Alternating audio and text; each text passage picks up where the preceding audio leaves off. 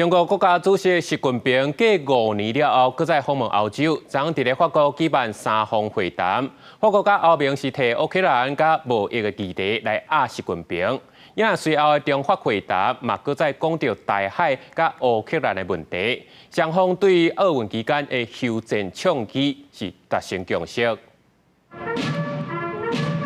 中国国家主席习近平来到法国总统府爱丽舍宫，甲总统马克宏握手问好。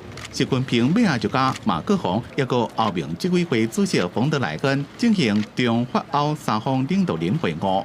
Comme contenu, je vous propose d'aborder dans un premier temps les relations euro-chinoises, ce qui nous permettra d'évoquer les sujets commerciaux, d'accès au marché, de conditions de concurrence équitables.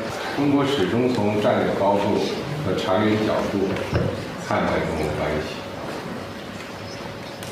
将欧洲作为中国特色大国外交的重要方向。 马克宏甲冯德莱恩针对俄罗斯侵略乌克兰，还有经贸公平竞争的问题，对习近平施加压力，希望中国会当减少对因家己企业的补贴。习近平是回应讲，无论是对比较优势，也是全球市场需求的角度来看，拢无中国产能伤过多的问题。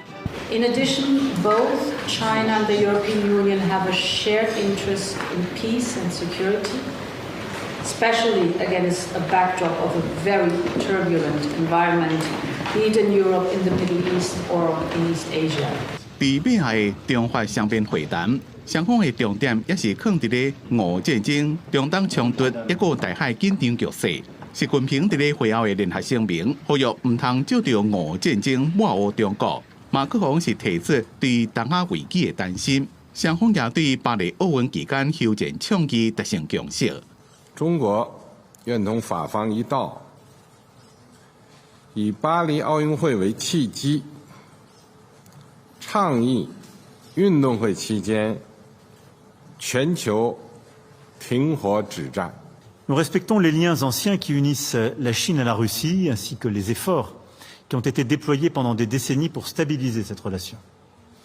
Au vu de cette histoire complexe, nous accueillons favorablement les engagements des autorités chinoises à s'abstenir de vendre toute arme ou toute aide à Moscou et à contrôler strictement l'exportation des biens à double usage.